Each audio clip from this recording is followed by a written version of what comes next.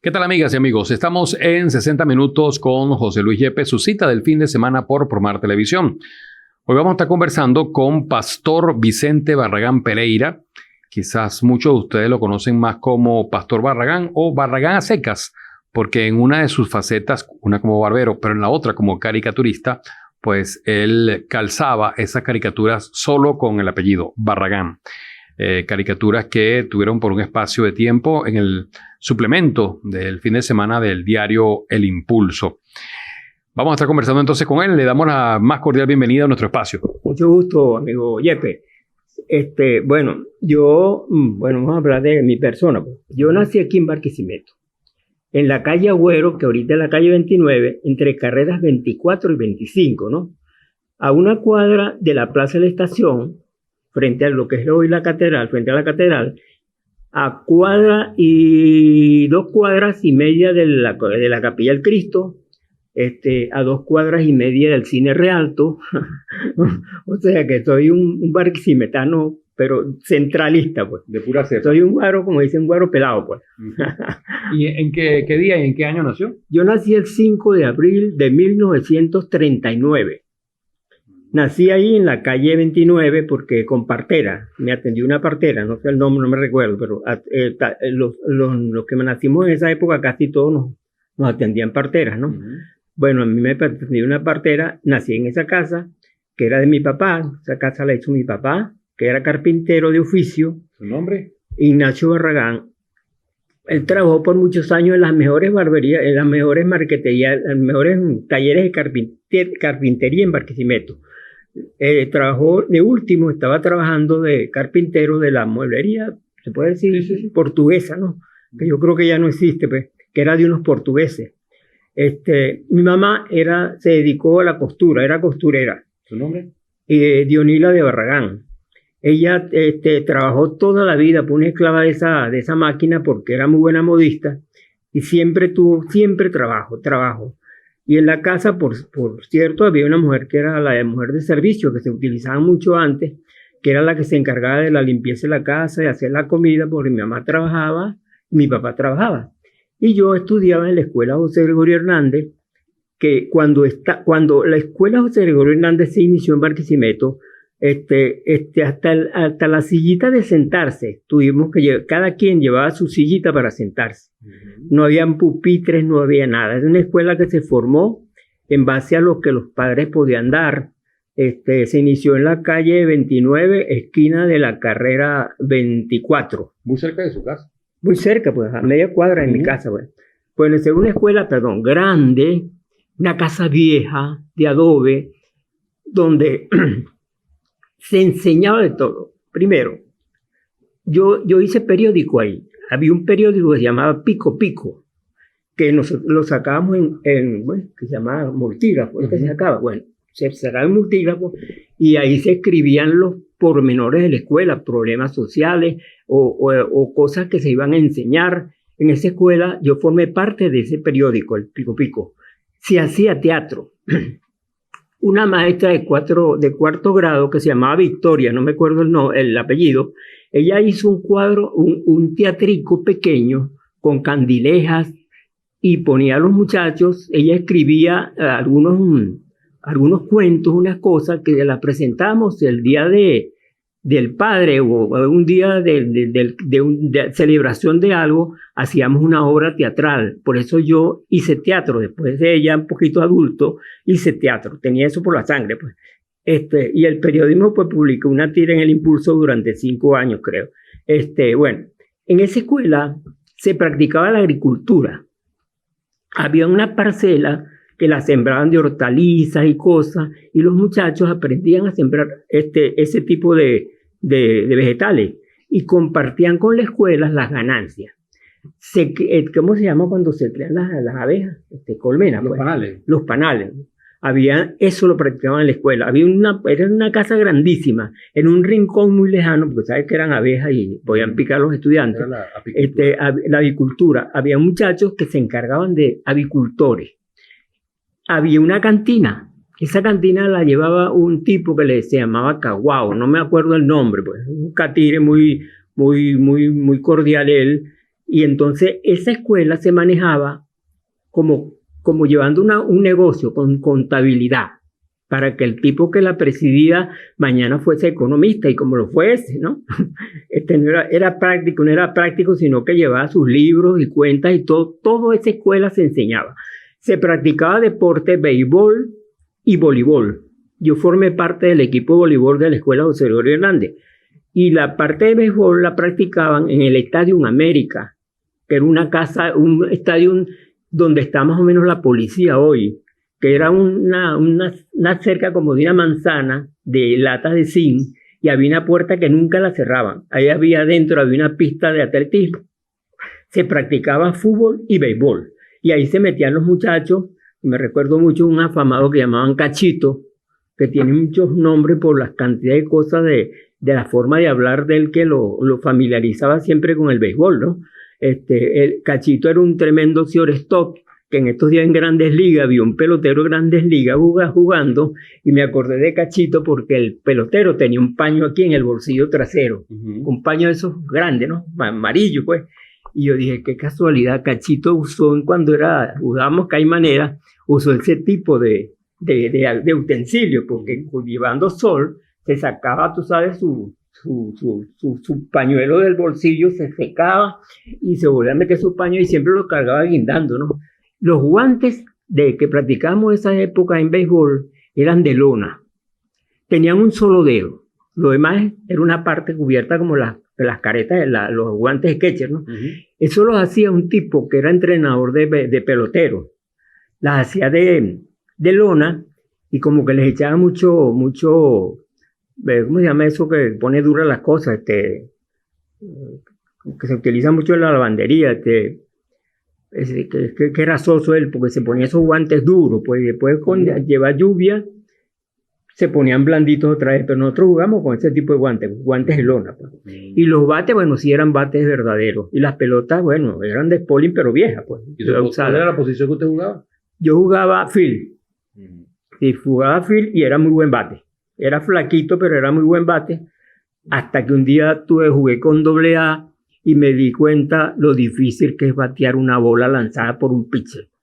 Eso es la primera vez que me enfrenté yo a un pitcher de AA, porque yo jugaba de caimanera, casi que suelto el bate, pues. Eso me entró una electricidad en las manos, una recta, ¿no? Yo creía que era como las bolitas suaves que mandaban los jugadores de caimanera. Por eso yo admiro tanto a esos peloteros como Cabrera, que para sacar una bola de jonrón a 100 millas por hora, pues eso es una cosa imposible. Claro. Imposible, pues. Es un arte. Y es un arte. Así es. Y un choque increíble, que un tipo, por ejemplo, tiene una técnica para no afrontar la velocidad de la bola, sino que el tipo le da un toque como se lo da este peloterito que mide 1.67, ¿no? Altuve, ¿no? Que las toque y las bota, pues, bueno, una técnica exactamente, sí. Ahora, Pastor, usted es el mayor de ocho hijos que tuvo ese matrimonio. Yo soy el mayor. Después viene mi hermana Isabel, después vienen Reina, María Auxiliadora, y han muerto 3. Entre ellas la penúltima, que era Yajaira, que murió, y mi hermanita la última que murió este año. Bueno, primero nos mudamos de la calle 29, nos mudamos para la calle 40. Yo era, como decir, una niñita, porque era muy decente, y entonces tuve que afrontarme un barrio donde los muchachos jugaban, no eran drogos, ¿no? Sino que jugaban en la calle, jugaban con monedas, jugaban con dominó con plata, barajita, no hay 31, y tuve que adaptarme porque me decían la niña, ¿no? Porque yo no estaba acostumbrado a ese ambiente, ¿no? Pero me fue adaptando, y después yo anduve con ellos, iba para el cine porque era muy fruncito, y mi mamá me dejaba ir porque los más fuertes, yo siempre me junté con los de más edad. Yo tenía la idea que jugando y preparándome con los de más edad, yo iba a adquirir más veteranía, pues iba a ser más, digamos, maduro. Y en efecto que me dio el resultado, porque yo andaba con los más grandes, y eso era como igual, pues. Después tuvimos las aventuras de ir por lo menos a Macuto. Ya de eso vamos a hablar hoy, Pastor. En la próxima parte vamos a seguir conversando con Pastor Vicente Barragán Pereira, invitado en 60 minutos con José Luis Yepes, así que no se aparten de nuestra sintonía.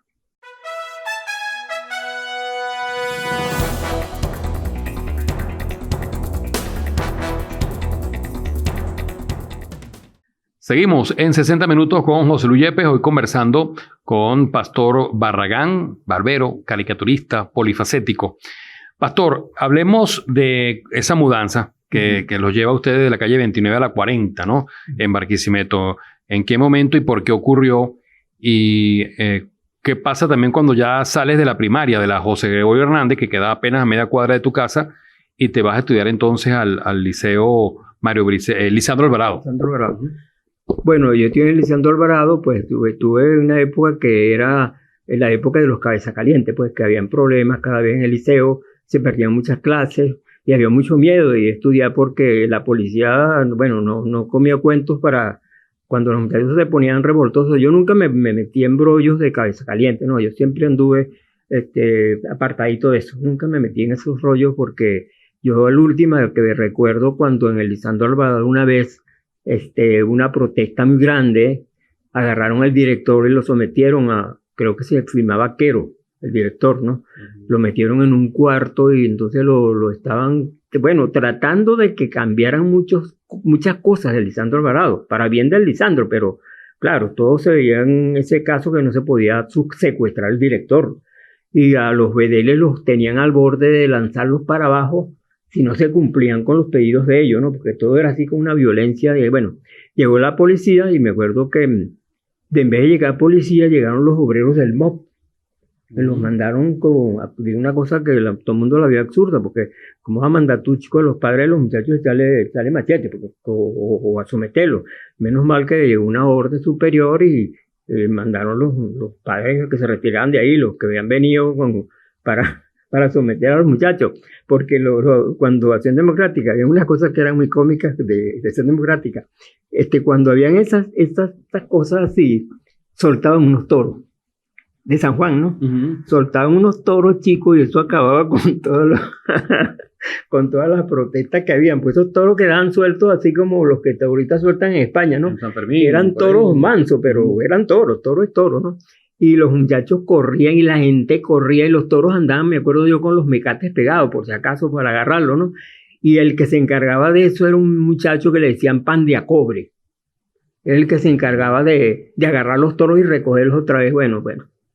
El BC Pan de a Cobre se hizo muy famoso en Barquisimeto porque cuando aquí en las cosas estas que se practicaban toros coleados, ¿verdad?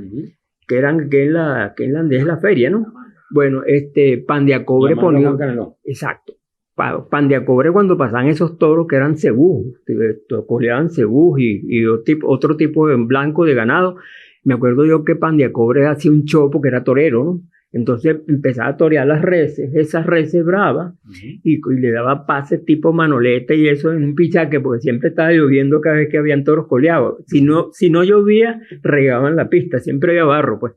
Bueno, entonces se hizo muy famoso Pan de a Cobre aquí en Barquisimeto con ese torero versátil que había y la gente aplaudía y bueno, eso era una gozadera. Bueno, tú me preguntabas sobre cuando llegué a la 40, ¿no? Bueno, pasé por Lisandro, ok, me lo de bachiller y ok, gracias a Dios. Yo cuando llegué a la 40 que me adapté a un nuevo grupo de muchachos porque ese barrio era un barrio de boxeadores. Ahí habían los mejores boxeadores de Barquisimeto. ¿En ese tiempo vivía en la 40 con qué? Con 24 y 25. Bueno, y ahí me formé yo con esa cantidad de muchachos que, bueno, yo tuve que aprender a practicar boxeo porque todos los que vivíamos en ese barrio teníamos que aprender a boxear porque había una pandilla que era la pandilla de San Juan, que era muy peligrosa, la dirigía un tipo moreno, él no me recuerdo el nombre, y entonces siempre había la tendencia de que la pandilla de San Juan iba a atacar al barrio de los boxeadores, ese pues, que era la esquina del Pegón. Bueno, entonces yo practiqué boxeo, me acuerdo yo que Fonseca, que era uno de los mejores boxeadores de aquí, me fue entrenador mío, y una vez me dijo que le pegara a él, yo me puse los guantes y me dijo que le pegara, pégame en la cara, con todo lo que tú puedas. Yo le metía unos golpes increíbles en la cara, y el tipo aguantando ahí, ven más duro, tienes que aprender a pegar, pégame abajo, gancho, y yo aprendí todos esos golpes, y después me metí un jack y me sentó, me tiró a la lona. Uno solo. Entonces me dijo, párate, límpiate, párate, otra vez, sígueme pegando, y era así pues. Ese era el boxeo que se practicaba para los muchachos, ¿no? Que yo me recuerdo que cuando la primera vez yo recibí un gancho que lo esquivé y me raspó la cara, ¿no? Entonces nadie sabe lo bravo que es un guante de boxeo cuando roza la piel. Eso arde como un papel de lija. Y fíjate, tus boxeadores se acostumbran a todo eso. Todos se entrenan para llevar golpes, para dar. Y, bueno, ya pasamos esa página del boxeo. Después entonces ahí jugamos el famoso béisbol de la calle, con la pelotica de goma, que en esa época era muy bueno jugar, practicar deportes en la calle porque había muy pocos carros. Entonces cuando venía un carro, bueno, esa era la furia de todos, pues.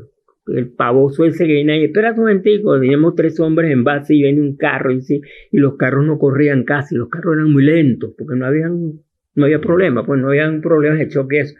Bueno, ahí duré yo mucho tiempo practicando béisbol en la calle.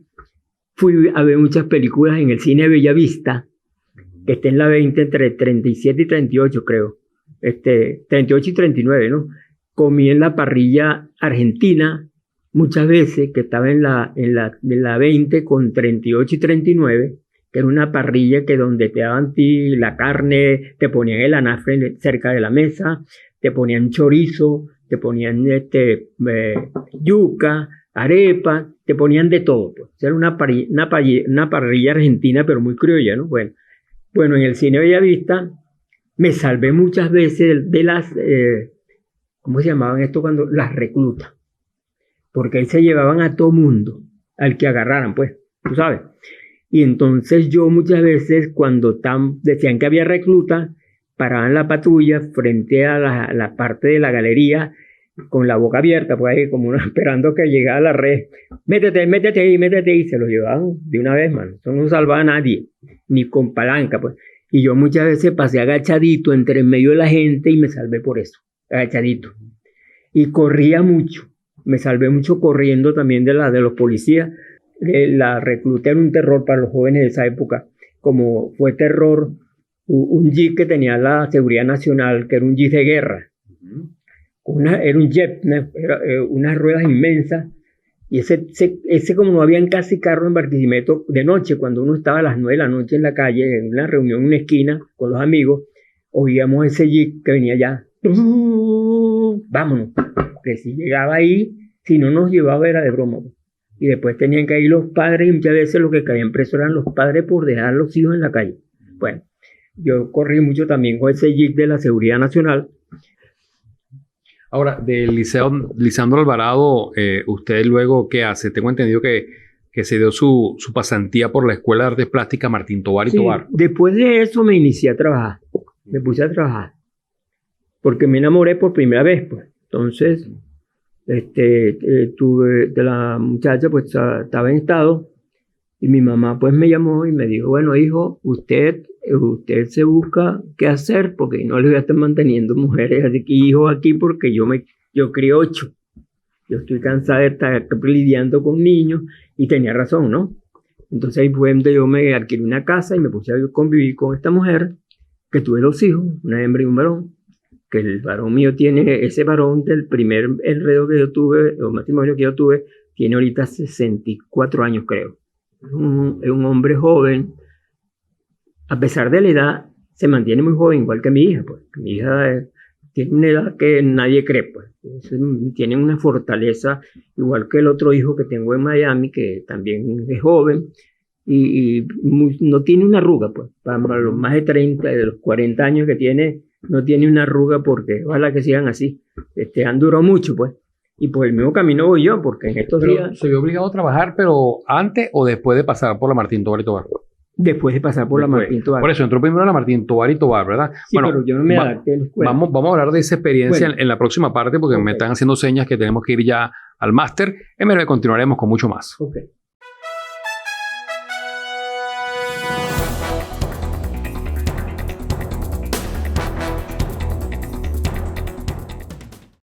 Avanzamos en 60 minutos con José Luis Yepes, conversando hoy con Pastor Barragán. Pastor, nos hablaba que al salir del Liceo Lisandro Alvarado, pues tuviste tu experiencia en la Escuela de Artes Plásticas Martín Tovar y Tovar, que eras amigo de Esteban Castillo. De hecho, hay una anécdota interesante en torno a eso, ¿no? Creo que a él no le permitían su mamá o sus padres inscribirse en la Escuela de Artes Plásticas si no iba acompañado, y en este caso tú eras un muy buen amigo, y creo que la mamá como que le dijo, bueno, si se inscribe Pastor, pues te permito entonces que estudies, y ahí, así comienza, por cierto, esa carrera plástica de Esteban Castillo. Sí, eso es cierto. Cuando yo era vecino de Esteban Castillo vivía en la carrera 25, o sea, cerca del terminal, a una cuadra del terminal vivía Esteban Castillo. Y yo vivía como a una cuadra de Esteban Castillo. Bueno, entonces nosotros nos veíamos siempre y nos hicimos amigos. Siempre de joven, de pequeñito él fue mi amigo, nosotros elevábamos mucho papagayo, donde ahorita es el terminal de pasajeros, que es en una sabana, al lado del cementerio, es una sabana libre, pues ahí jugaban pelota, ahí hacían de todo, corrían, elevaban papagayos, todo lo que se hacía en un terreno baldío, así como en esa época, pues. Entonces, Esteban, me habló a mí que él quería estudiar arte plástica, pero que su mamá Petra no lo quería dejar solo, ir para la escuela, porque Esteban Castillo era un niñito fruncidito, yo era otro fruncidito, pero era menos fruncidito que él, ¿no? Tenía un poquito más de madurez porque me crié en un ambiente de jóvenes muy libertino, pues entonces Esteban no era muy casero, no dejaban salir, siempre lo tenían guardadito. Entonces yo le dije a mi mamá, y mi mamá me dijo, bueno, si te quieres inscribir en la Escuela de Arte Plástica, inscríbete, que yo te inscribo, pues. Y bueno, y mi mamá me llevó, y yo le dije a Petra que a mí me había inscrito en la Escuela de Artes Plásticas, que si quería inscribir a Esteban, que yo lo llevaba y lo traía. Y ella convino en eso. Y bueno, y entonces yo empecé a llevar a Esteban. Yo tenía una bicicleta de esas Norman, me acuerdo que la marca, ¿no? Bueno, yo me lo llevaba a él en el tubo, que era esa escuela que daba en la esquina frente de la casa del periodista. ¿Te acuerdas? Que ahorita como que es un liceo, ¿no? Que tiene la entrada es como el Paternón, tiene unos pilares grandotes así, que esa escuela la hizo Pérez Jiménez, para la Escuela de Artes Plásticas. En el segundo piso quedaba la Escuela de Artes Plásticas, y en la parte de abajo quedaba la parte artesanal. Esa es la 60 con la 15. Ah, que eso era para las niñas, para educar a las niñas, hacer oficio, hacer tejido, hacer todas esas cosas. Entonces nosotros estábamos en la segunda planta, y había un profesor que era ecuatoriano que daba talla en madera, ¿no? Que él era padre de unos 2 muchachos pequeñitos, ellos, que los conoció todo Barquisimeto, porque ellos le decían Superman, porque siempre andaban con una franelita y el pecho fruncido hacia afuera, levantaban pesa, ¿no? Y ellos eran muy buenos publicistas, hicieron muchos avisos aquí en la ciudad. Ellos, trabajadores ínfimos, pues, los hijos de ese señor. Que yo recuerdo que uno de ellos tuvo una muerte trágica, porque él iba al manteco y registraba los granos en los sacos, ¿no? Metía las manos y sacaba los granos como uno acostumbra para ver qué calidad tiene, ¿no? Y un día metió los brazos así bien profundo y algo lo mordió dentro del saco. Entonces él dijo, ónchale, ¿qué sería eso que me mordió? Y vio las 2 cosas que le marcaron en la mano. Y entonces el tipo dijo, ¿pero qué te puede haber mordido así para marcarte eso, güey? Vaciaron el saco y había una culebra, esa que es de colores, ¿cómo se llama? Coral. De esa venenosa. Claro. Como si una culebra que tiene la cabeza muy pequeña, no puede morder sino cosas así como una mano, una cosa que sea delgada, ¿verdad? Bueno, hombre, cuando se dan cuenta que fue una coral que lo mordió, empezaron a prepararse. Me acuerdo que como él era muy amigo de la gente aquí de la base aérea, porque le hicieron muchos trabajos a la base aérea, carteles y cosas de esas, bueno, fletaron un avión para buscarle el suero en Costa Rica. Bueno, despegó el avión tempranito. ¿Sí? Todo el mundo supo en Barquisimeto, y fletaron un avión. Y el avión llegó como a las 5, y él murió a las 4:30. No dio tiempo de inyectarle el suero que traían de Costa Rica, y murió uno de los muchachos esos de los Reyes firmaban ellos. Bueno, este profesor, tú sabes que antes, cuando Pérez Jiménez, los tipos que eran directores, casi todas las cosas que tenían una dirección, En la Escuela de Arte Plástica había un director que era comunista, ¿no? Que es Requena, ¿no? Era medio cabeza caliente, ¿no? Y todo el mundo se admiraba que Requena lo habían nombrado director de la Escuela de Arte Plástica, ¿no? Pero era su capacidad y que era un hombre muy, muy sano, pues. Nadie iba a ver, porque tuviera esa ideología, lo iba a ver enredado en brollos callejeros. No, no, es un hombre dedicado a su pintura desde que se paraba hasta que se acostaba, pues. Y una bella persona, ¿no? Muy decente. Bueno, entonces, ahí pues, cuando cayó Pérez Jiménez, al señor lo tenían tildado que era perejimenista. Entonces, cónchale, vale, ese hombre, chico, cuando cayó Pérez, a lo mejor no, ese es otro que se dedicaba a su trabajo día y noche y era muy buen profesor. Bueno, entró una banda de gente cuando cayó Pérez Jiménez, vaciaron ese local, tiraron todas las estatuas que habían para el suelo, pues, para afuera, con odio, pues, acabaron con esto.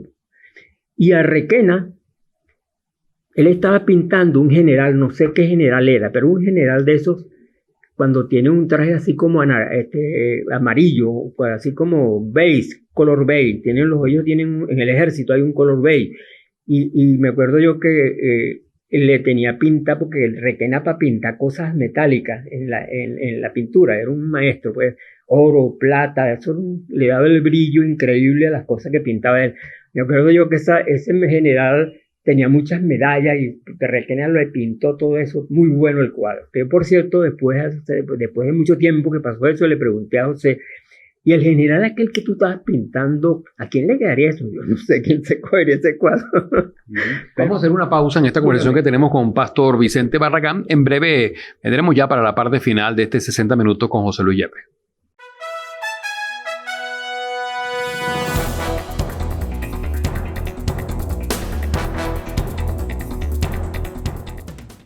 Avanzamos en 60 minutos con José Luis Yepes, hoy conversando con Pastor Barragán.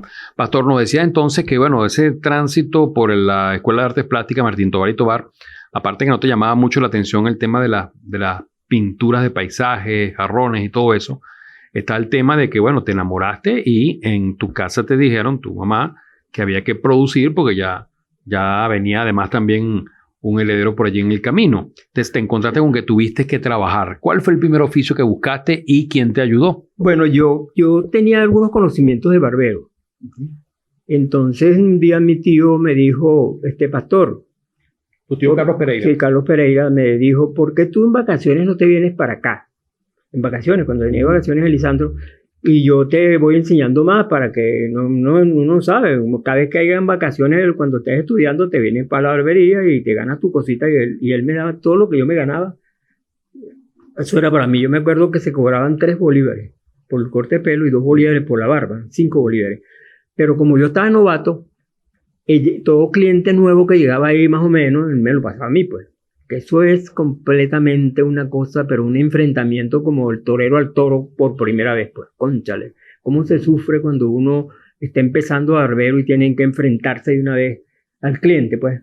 Y con aquel temor de cortarlo o trasquilarlo. Bueno, yo, gracias a mi tío, pues, yo estaba pendiente y me decía señas cuando iba bien, que no me preocupara, que iba bien. Y muchas veces la gente ni se enteraba. Entonces cuando sí ya yo tenía cierta experiencia, cuando él me dijo, bueno, yo te voy a dejar la barbería a ti, tú te encargas de la barbería, pagas el alquiler, pagas tus gastos, y yo me voy para el Petit Trianon. ¿Y la barbería dónde quedaba? En la calle 20, entre carreras 30 y 31. Okay. Avenida 20 entre 30 y 31, donde está hoy la óptica Gago. Okay. Bueno, frente a un edificio que estaba ahí que se llama La Nieve, que es de los Saldíos, un edificio muy alto que está ahí. Bueno, frente también, al lado quedaba uno que era de los Furiati. Frente al de los Furiati estaba con... ¿Cuánto tiempo tuviste ahí? Creo que duré como 20 años. Bueno, entonces empecé a trabajar la barbería ahí. Después me cambié para la 30 porque yo afeitaba el conde de Italia, que era el señor Di Filippo. El conde de Italia, el cónsul. ¿Cómo era que se llamaba? Ya me olvidé el nombre del señor, como que era Di Filippo, que se llamaba él. Él es italiano. Bueno, él me dijo, yo te voy a hacer un local en la 30. Te voy a dar un solarcito, una cocinita para que te mudes para ahí, para que me lo cuide, pues nadie lo alquilaba, porque eran muy caros los alquileres. Yo pagaba 150 bolívares en la 20, en un local, y a ese rondaba los 300, 400 y 500 bolívares, que es un brinco grande, ¿no? Entonces yo le dije a los clientes, pues, cónchale, yo tengo problemas porque no sé si me puedo quedar aquí, como mi tío afeitaba, tú sabes, a Farid Richard, Teodoro Richard, el bachiller Montedioca, el obispo José I. Fortul, muchos adecos, todos esos adecos, Guillermo Luna, gran amigo mío, y otro que fueron Ibrahim García Áñez, lo afeité yo mucho ahí también, y todos esos estudiantes, profesores de la UCLA, el comandante Guerrero fue mi amigo. Después me mandó los pilotos del FDI Afeitallada, que eran como 15, ¿no?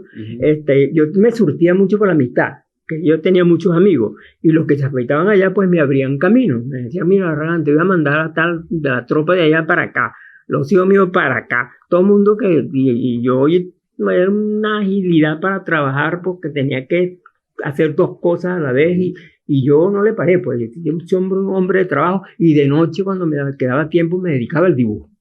No me dedicaba a la pintura porque la pintura necesita más espacio, claro. Más o menos como desde 1970 estás dibujando. Del 70. Tengo dibujos del 70, que yo empecé a dibujar a caballo. Que lástima que no te pueda recibir los que yo tengo ahí cualquier día que tú quieras. Si quieres hacer una ¿cómo se llama? Retroscopia, ¿qué se llama? Retrospectiva. Tú quieras hacerla, yo me ofrezco y te busco para que vengas a mi hogar aquí y tú compartes conmigo qué trabajo podemos exhibir ahí y ampliamos la cosa. Ese más o menos como comienza el movimiento de la nueva figuración, ¿verdad? Sí, ahí empecé yo a dibujar y yo hice como 30 dibujos una vez. Y yo era muy amigo, porque yo estudié con Rubén Díaz Castañeda, que era profesor de arte, ¿no? Él estudió se graduó en Caracas. Y entonces Rubén vio los dibujos y se admiró. Me dijo, ¿esos dibujos son tuyos? Sí, eso está demasiado bien. ¿Tú no quieres que te hagan una exposición? Yo le digo, ¿una exposición a mí? Sí, yo me encargo con Bazán es el presidente de la broma de profesores. Claro, Bazán Rivero. Bazán Rivero, que Bazán me promocionó mucho con el colegio de profesores porque las tarjetas de invitación, los programas que él hacía para los profesores, yo siempre me recuerdo una anécdota que una vez llegó él con apuro, porque siempre andaba apurado, me dice, mira, doctor, búscame una broma ahí para ponérsela una invitación que vamos a hacer a los profesores, una reunión que tengo urgente con ellos, bueno, por los problemas de sueldo y eso. Entonces le digo yo, concha, yo lo que tengo aquí es un pirata. ¿Un pirata? Sí, dámelo acá. Y le puso la tarjeta de invitación de los profesores, un pirata. Ajá. ¿Y cómo comenzaste a hacer caricaturas para el suplemento dominical del diario El Impulso? Bueno, mira, ya te echar un cuentecito. Montedioca Martínez publicaba una columna del Impulso, de cultura, ¿no? Bueno. Y por ahí está Luis Rodríguez, por ahí, que se lo pasan en mi negocio. Luisito se formó en mi negocio igual que Saer, porque ellos eran vecinos míos. Luis Rodríguez Moreno. Luis Rodríguez Moreno, la mamá tuvo siempre una peluquería al lado de mi barbería. Y yo soy muy amigo de su mamá, muy amigo hasta que murió. Pues. Y Luisito, yo conozco a sus hermanas, chiquito, lo conozco yo, Luisito se lo pasaba en mi barbería. Y bueno, y allá leía las revistas, igual que Saer, me pedía mi artículo, pastor, ¿me puedo llevar este artículo del Nacional? Desde pequeñito, él coleccionaba todos esos artículos, yo le regalaba las revistas esas que publicaban de deporte, que era el Museo de la Caballería, que hacía unas revistas muy buenas para que, ¿te acuerdas? Que eran deportivas, pues. Claro. Entonces yo se las regalaba a después vino la cabalgata deportiva Gillette. Exacto. Yo se las regalaba a Alfonsito, que era vecino mío, vivía a la media cuadra. Y bueno, y me alegro mucho que lo he visto por ahí con un programa es un gran narrador y el hijo es, bueno, un gran, digamos, analizador. Yo lo he oído y me parece que supera ya al papá, pues. ¿Y cómo llegaste al Impulso? Bueno, yo hacía el duende se lo hacía yo se lo iba a hacer a Montedioca, para la portada de su columna, ¿no? Pero yo tenía un muñequito, este muñequito, lo practicaba yo, el duende, yo lo practicaba, entonces, cuando yo digo, bueno, ¿y cómo voy a hacer yo el duende mío y el duende del Juárez, que era la columna de Montedioca? Entonces yo digo, cónchale, entonces dice la hija mía chiquita, póngale el lente. póngale Lenle, no Lenle, duende, no duende, Lenle, ya le decía Lenle, ¿no? Entonces yo dije, bueno, ya sé, la tirada voy a hacer con Lenle, y Montes dijo que me trajo Napoleón, ¿cómo se llamaba él? Napoleón, que fue el director de ese diario, de ese suplemento dominical del Impulso. Napoleón Arraez, no. No, Napoleón. Sí, como que era Herrera, que fue el que tenía un hijo también que tenía el mismo nombre de él. Napoleón Agria de Herrera, sí. Napoleón fue allá con Montedioca, vio el muñeco y me dijo, no, vamos a sacarlo. Era así, vamos a sacarlo dominicalmente. Entonces él me contrató a mí para publicar en la página del suplemento del Impulso. Y tenemos varias caricaturas por allí. Algunas aparece como escondido, Lenle. Por ejemplo, esta que está aquí. Él siempre está vamos a mostrarla aquí. Ponla aquí y nos explica. Él siempre está escondidito porque él vivía en la ciudad. Y él se enteraba de todo lo que pasaba en la ciudad y sabía todo, pues. Y ponía sus cartelitos también como opinando que tú sabes. Aquí este problema de antes, aquí por ejemplo, los ladrones eran tantos, rateros le decían antes, ¿no? Que la policía era muy poquita, pues. Entonces los policías muchas veces tenían que correrle a los ladrones porque eran demasiados ladrones que había. Y aquí vemos otra caricatura que es de qué año más o menos. Es por el 70, 70 y tanto. Y está muy vigente. Claro, esas son caricaturas, por ejemplo, como esta, donde el dinero se obtenía sin grandes cantidades y lo que se podía comprar, como ahora, igual, era una bolsita de alimentos, fíjate tú, igualito, pues. Y este que está por aquí también o sea, estas son copias de las tiras que yo hacía. Está Lenle detrás del arbolito, ¿verdad? Y entonces estaba un instituto que se llamaba Hipostel, que bueno, que como todo lo criticaban mucho porque las cartas no andaban a cabal, y entonces yo le saqué una caricatura donde puse un morrocoicito lento como Hipostel, así una crítica a Hipostel. Y por lo menos también es de la policía, muy cómico, donde aparecen unos ladrones que atracan a una mujer y le quitan la cartera, ¿verdad? Entonces después llega la policía y lo descubre, entonces los tipos dicen que no, que ellos andan buscando a la autoridad para entregarle la cartera, ¿no? Entonces se le entregan, ¿no? Pero después cuando se van dicen, no te preocupes que aquí yo lo bueno lo traigo en los bolsillos, ¿no? O sea, cosas como esas. Y esta era otra, muy común, que decían que la televisión era un órgano que sometía a las personas, pues, para cosas malas. Por eso que a las cosas malas le dicen culebra, ¿no? Es una culebra, pues eso es malo. Entonces esa también la atacó a Lenle, le quitó el puesto donde estaba Lenle y también lo sorprendió y bueno, como todo, o sea, Lenle se asustó todo y salió corriendo. Ahora, Pastor, nos están quedando apenas 2 minutos, pero me gustaría también que hablaras cómo conociste ya a Reina Martínez de Barragán, con la que estuviste casado 54 años. Bueno, yo a Reina la conocí como era vecina de mi abuela, como yo vivía con mi abuela. Entonces yo sabía mucho de ella por una hermana, porque ella trabajó con una hermana mía en el colegio médico durante muchos años. Entonces ella, cuando mi hermana me decía echándome broma, ¿y cuándo te vas a casar tú, chico? ¿Te vas a poner viejo? Yo tenía como 20 y pico de años para 30, ¿no? Entonces y es verdad que tenían razón, porque yo estaba todo regado. A veces que iba a buscar los interiores. ¿Dónde tengo los interiores? ¿A qué tu abuela? ¿Y la camisa? ¿A qué tu mamá? Entonces, tú sabes, yo un día pensé, no, yo tengo que casarme, tener mi hogar, para tener mi ropa en mi sitio, para tener mis cosas en mi sitio, porque ya estaba todo regado, ¿eh? Bueno, empecé con mi hermana, empezaron a estarme puyando ahí, mi hermana, que me decía que y amigos míos, que eran como 7, eran 6 conmigo, eran 7 matrimonios que tenían novia, yo me hice novia de Reina, y entonces yo era el más duro de todos se fueron casando, ¿no? Y entonces me decían, ¿qué pasó? ¿Cuándo es que te casas tú? Yo digo, sí, yo me voy a casar ya pronto, yo les aviso, que por cierto me casé en un diciembre, cosa que no se la aconsejo a nadie, ¿no? Y de ese matrimonio nacieron 2 hijos, una hembra y un varón, ¿no? Una hembra y un varón. Margaret y José Pastor. Y José Pastor. Que son los 2 hijos que yo tengo, más el mayor que tengo por allá, que debe tener más de 60 y pico de años. Que ya te hicieron abuelo, de paso. Sí, bisabuelo. Yo soy bisabuelo. Estamos llegando ya a la parte final, Pastor. De no haber sido caricaturista o barbero, ¿qué te hubiese gustado ser? Yo me hubiera gustado ser periodista.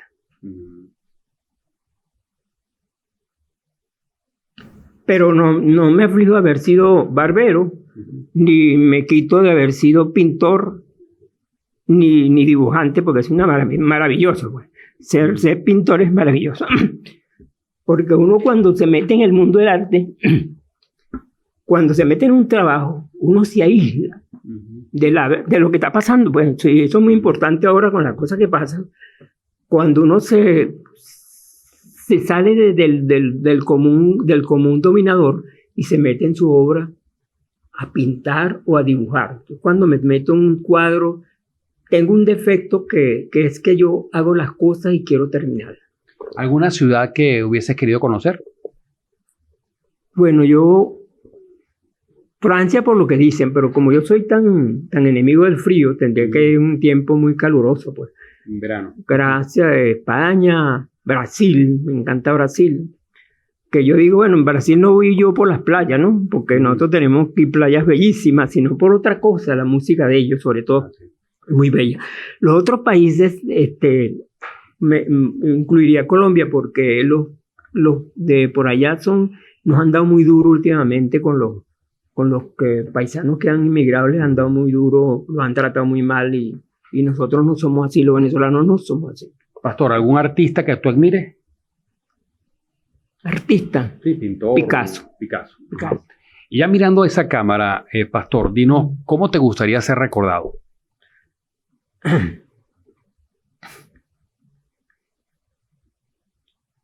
Como lo que soy. Un hombre de bien.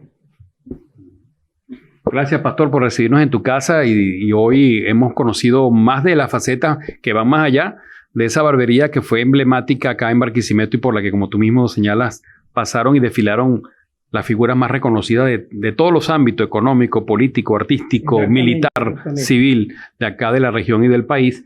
Y también lo dejaste plasmado, tu arte, a través de la caricatura, con el suplemento dominical del Impulso, que es un referente del periodismo a nivel nacional e internacional. Gracias por abrirnos las puertas de tu casa. Gracias a ti, gracias a usted, amigo Carlos. Un placer haberlo conocido. Muchas gracias. Bueno, y de esta manera estamos llegando al final de 60 minutos con José Luis Yepes. Soy con Pastor Vicente Barragán Pereira. En la cámara y la producción de Carlos Guerra, les habló José Luis Yepes. Será hasta una próxima oportunidad.